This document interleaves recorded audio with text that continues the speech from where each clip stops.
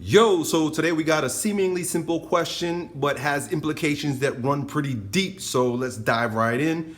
Elliot, my question is about indecisiveness. I find that when I care about something, I can make a decision, but when I don't care, I have a really hard time being decisive. My wife asked me to make decisions on things that I don't care about, or I'm equally okay with both options. The frequency of these situations are increasing, and she seems frustrated. So the very first thing I want to say is that I think it's pretty normal to be decisive about things that you're really interested in, care about, but when they're kind of flippant, when they really don't matter that much, or you really don't have much invested in it, it's pretty normal not to really care. And so I can relate to that. But the fact that your wife is asking you, the fact that we've brought intersexual dynamics into it makes this a little bit deeper. So let's explore. Now, I've had the same situation where Colleen, my wife, would ask me something and I don't care. And the reason why I don't care is because I'm really dispassionate about each option. Like, it doesn't matter to me. But when I would say, oh, it really doesn't matter, or I don't give her a clear answer on what she's asking me to give a distinction about, she would grow frustrated, just like your wife. And I recognized this a while ago. Good thing Colleen is a pretty rational woman, and she can see when she's becoming emotional, and she can actually reflect on it and tell me what's going on. So she has said to me many years ago, I know this now, but she would say, when I ask you to make a decision on something like this, it's because I can't make the decision right now and I need you to do it. And sometimes she'll just come to me and she'll say, I just need you to make this decision right now. And so before understanding the real sexual dynamics and the roles of the genders and how men and women are designed to interact, I thought nothing of it. I thought it was kind of weird. I was like, all right, fine, I'll just make a decision. But now, after learning a bit more, right, this stuff doesn't come natural to us because most of us come from perverted families, and we've been perverted by the media, the culture. No, women don't know how to be women anymore and accept that and love that and to be that. Men don't know how to be men anymore, right? We're all confused right now. So there is a deep need for learning about this stuff. It usually doesn't come naturally to us, right? So I've been learning, right? I've been learning. And so one of the things I learned, or a line that I once heard, was that women want the most alpha male they can find and control, right? It's kind of like a oxymoron, right? They want the most alpha male, which is like, a headstrong, make the decision, be in front, be the leader type man that she can control. She doesn't want just like an alpha tyrant. She wants someone that she can manipulate. And it makes perfect sense, because if you look at evolutionary biology, for a woman to have the strongest man of the pack, but she can pull his strings, she becomes what? The most powerful person in the tribe, right? So it's great for a woman to have a powerful man. But at the same time, she wants to be in charge.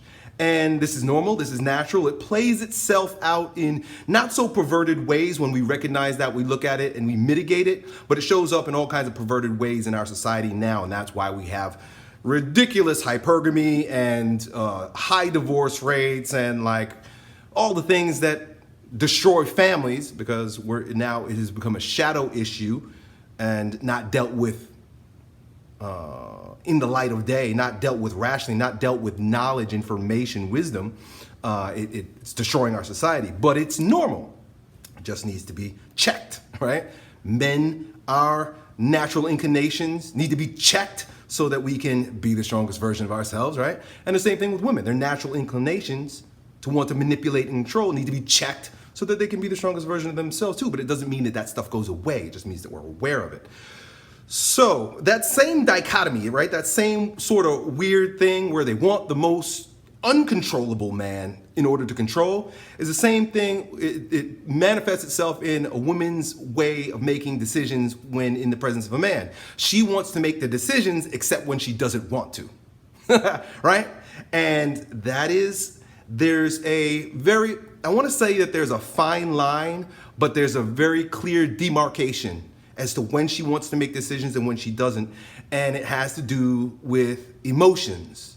And I just know this, I know this from studying, but I know this also from my wife, when and your wife too, she gets frustrated. The reason why, the difference between men and women and why we are indecisive are for two different things. A man is indecisive because he doesn't want to take responsibility.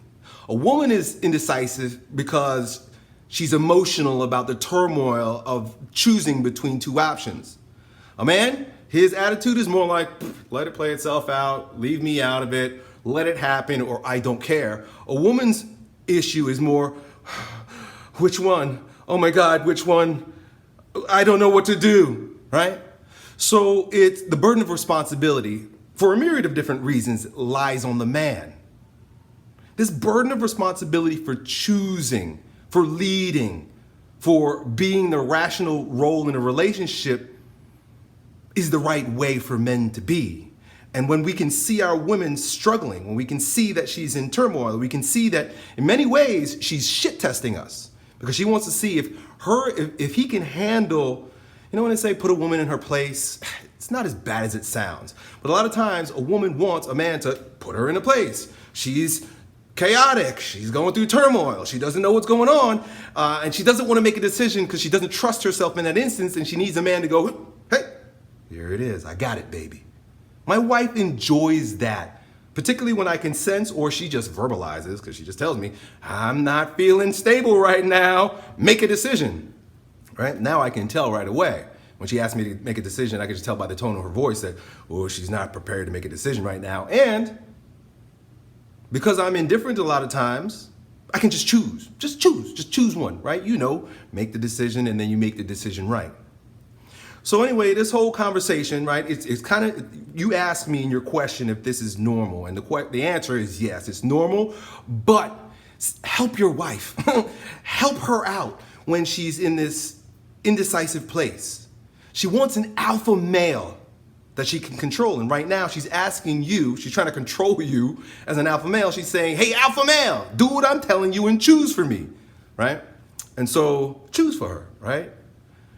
This, just to go backtrack, I thought of so many things when I read your question. This whole idea of a woman wanting an alpha male that she control manifests itself in the archetypal world, in the psychology of the woman. The reason why I say archetypal is because it's ever present throughout all cultures, throughout all times. Carl Jung recognized that this dream about riding a unicorn. Women who are attracted to horses or who have dreams about riding horses or who are like into unicorns, recognize number one, the unicorn, the horn represents a phallic symbol, but the horse itself, think about it, a mighty muscular beast between her legs, right? That is wild. A horse is fucking wild. A horse can do whatever it wants to do, but she's got the reins. Women, all women, usually little girls, right? I got little girls, and I'll ask them, have you ever dreamed about riding a unicorn? Of course they do. They all do. It shows up in all the Disney. Check out all the Disney movies where the young lady, the fragile little girl, has a giant beast that is her, that she's manipulating, right? Even think about Beauty and the Beast. I don't know if that counts. I don't know what kind of riding she's doing of that beast, but this whole idea of straddling a horse and having this mighty, meaty, beefy, wild animal that she can control. So that's one of the things I thought of that I just wanted to bring out because, you know, a lot of people watch my videos and they take things out of context. And the fact is that, you know, I already went into it. Women want to control men, but it's for a good reason. We just got to recognize it. And then also I thought of this responsibility of the man that we always run away from. We often find ourselves running away from, and how it shows up in Genesis with Adam and Eve. I heard it played out this way once when Father Ripperger was talking about effeminacy in men and how it started in the Garden of Eden. And this whole situation where Eve was tempted by power, right? The serpent comes to Eve and says, you can do this and bypass your husband's authority. And you could bypass the authority of his authority. You'll be like God. You'll be smarter than God. Don't listen to Adam. Don't listen to his father. Do this and you will have power. That's really what it was. It's really what the eye biting the apple is. And a lot of people want to blame the woman, Father Ripperger was talking about how Adam failed multiple times, even leading up to that. The first place where he failed was he didn't protect his garden. If Adam was playing his part, he was doing his role, he would have recognized the snake is coming in. Think about the snake in our society, right? Which is ever present in all of our homes. The snake rules in our society through the media, through the movies, through the music, through the fucking culture. It's Satan. So he failed by not protecting his wife against the mental, emotional tyranny of the serpent trying to usurp the power of the man and power of God through the woman. This is still playing out. That's why these stories they're timeless. But then, a couple of times, he fucks up. Then when Eve presents him with the opportunity, and Eve's like, I'm already eating it. You want to eat it too? He chooses to eat the apple. He chooses to allow her decision to rule the relationship. And then when asked what happened, when God comes, it's like, what happened?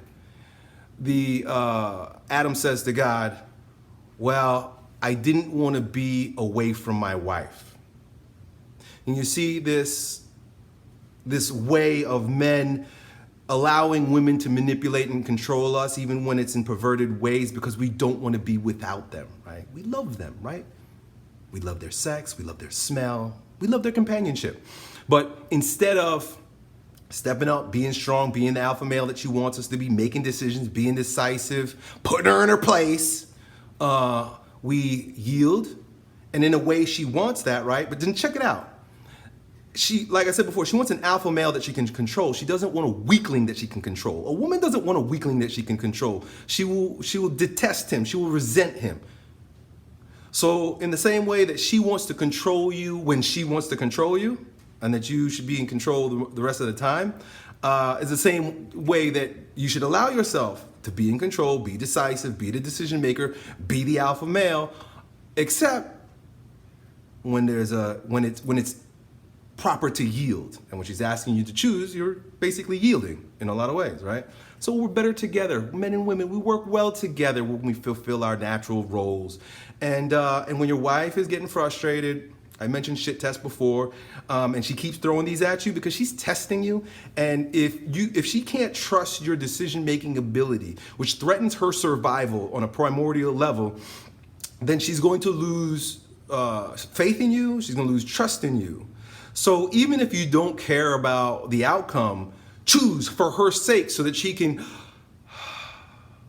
relax. You know that movie, Waiting to Exhale? It's a bullshit-ass movie about a woman that are bouncing from men to men. But the whole point is that a woman is tense, a woman is anxious until she can find a place to let down and be feminine. Part of the reason why women are so, of course, feminism and all that, and the conditioning, but part of the reason why women are so anxious today and so controlling today and so angry today is because men are weak. And when men are weak, they tense up. They can't relax. But when men are strong, women can exhale. So do your wife a favor, brother, and control her. Put her in her place. Let her exhale. Feel into her femininity. You be the alpha male horse between her legs that she wants you to be. Done.